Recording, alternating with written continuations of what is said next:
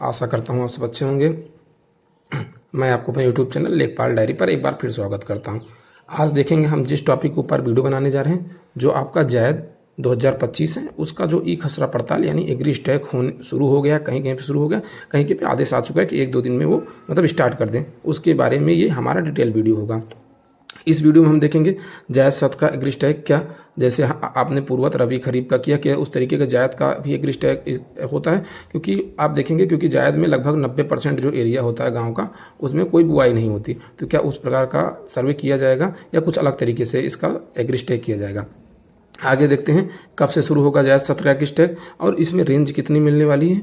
और इसी साथ में हम वीडियो में देखेंगे कि यदि इनवैलिड ईएमआई नंबर लिख रहा है तो हम क्या करेंगे उसके लिए। और साथ ही साथ कुछ साथियों का प्रश्न था कि जैसे पासवर्ड वो भूल जाते हैं तो उसके लिए क्या करना है। बहुत सिंपल सा प्रोसेस है, लॉगिन करते समय आप थोड़ा सा ध्यान देके उसको कर सकते हैं, उसमें कुछ ज़्यादा खास नहीं है। तो दोस्तों पूरा वीडियो अंत तक देखिएगा, स्किप मत करिएगा। तो हम वीडियो शुरू करते हैं। सर्वप्रथम हम देखते हैं यहाँ पर एक आदेश आप देख सकते हैं एग्री स्टैक के संबंध में ही है। प्रेषक आयुक्त एवं सचिव राजस्व परिषद उत्तर प्रदेश अनुभाग 7 के द्वारा ये जारी किया गया समस्त जिलाधिकारी डीएम्स को उत्तर प्रदेश के द्वारा। ये आप देखेंगे पत्र संख्या हो गई कुछ, ये आपका 25 अप्रैल का पत्र है। इसमें आप देखेंगे ये 1431 फसली के मौसम में आपका 1 मई से 31 मई के बीच में आपका खसरा पड़ताल का कार्य ई खसरा पड़ताल ऐप पायलट के आधार पर ऑनलाइन माध्यम से इसको कंप्लीट करना है। इसका मतलब है कि ये आपका जो एग्री स्टैक का काम था वो 1 मई से 31 मई के बीच में शुरू होना था। क्योंकि आप देखेंगे अभी आज 7 तारीख हो गई, तो जानते हैं ना कि काम शुरू होता है भाई, क्योंकि बेसिक दिन से नहीं शुरू होता तो थोड़ा डिले हो जाता है। तो आप मान के चलिए लगभग 10 आपके ये मई से संभवतः सभी समस्त जनपदों में काम सुचारू रूप से प्रारंभ हो जाएगा। और आप देखते हैं इसके नीचे कुछ आप कुछ इंपॉर्टेंट जो कुछ खास नहीं है, एक बार पढ़ लेते हैं। उपयुक्त विषय के संबंध में जैसा कि आप अवगत हैं कि 2024-25 24-32 फसली में प्रदेश के समस्त जनपदों में खसरा पड़ताल खसरा पड़ताल का कार्य ई खसरा पड़ताल ऐप के माध्यम से कराया जा रहा है। वर्तमान में जायद 1432 मौसम में 1 मई 2025 से 31 मई तक खसरा पड़ताल का कार्य प्रारंभ करना है।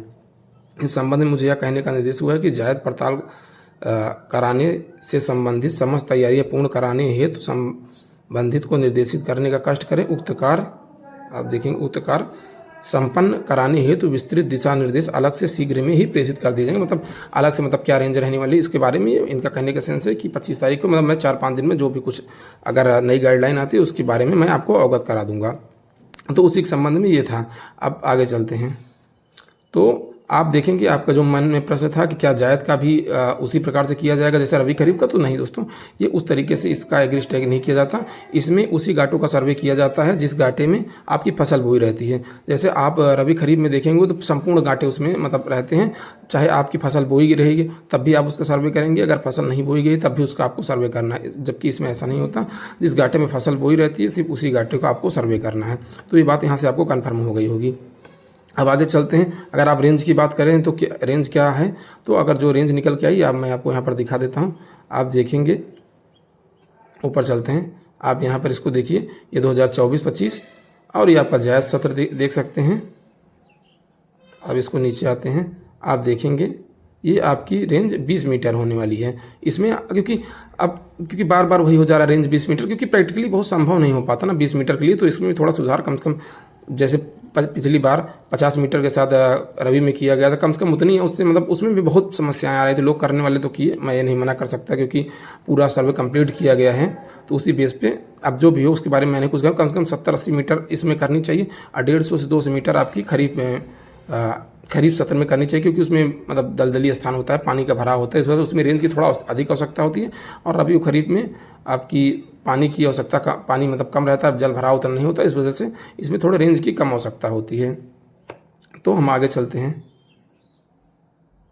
और आप देखते हैं यदि ये आपका इनवैलिड ईएमआई नंबर लिख रहा है तो आप क्या करेंगे, आप इसके लिए सीधे से आपके जो कृषि विभाग है, तहसील में सब जगह होगा, आप उसमें अपने तहसीलदार को निर्देशित करते आप उनसे उनके नाम पर एक पत्र लिख के बता सकते हैं कि महोदय मेरा इनवैलिड ईएमआई नंबर शो हो रहा है, जिसके सापेक्ष उसका रीजन क्या है, क्योंकि मैंने एक नया हैंडसेट खरीद लिया है और मुझे इसको सुचारू रूप से प्रारंभ करने का कृपा करें। और ये आपके 3 से 4 दिन में ये आपका सुचारू रूप से चल नहीं लगता है।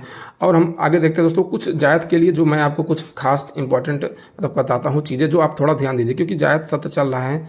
अब आप देखिए मई का महीना चल रहा है, आप देखेंगे लगभग 40-45 डिग्री सेल्सियस लगभग संपूर्ण उत्तर प्रदेश में, या मतलब जो उत्तरी भारत है इसमें लगभग 40-45 डिग्री आपका टेम्परेचर रहता है। तो आप थोड़ा प्रयास करिए, या तो सुबह आप 8-9 बजे तक क्षेत्र में चले जाइए, एग्री स्ट्राइक कर लीजिए, या शाम को आप 5 बजे के बाद ही एग्री स्ट्राइक या मतलब एक खसरा पड़ताल करिए। उसके मतलब ये आपको 10 से 4-5 के बीच में नहीं करना है, क्योंकि ये इतना मतलब धूप हो रही है, मतलब हीट चल रही है, लू भी हो रही है, तो आप मतलब अनावश्यक रूप से बीमार हो जाएंगे और कोई इसका मतलब नहीं निकलेगा। और आप जो समय बचा रहे हैं वो समय आपका कहीं अस्पताल में या कहीं और जगह आपका ख़राब होगा, आपका पैसा भी बर्बाद हो जाएगा।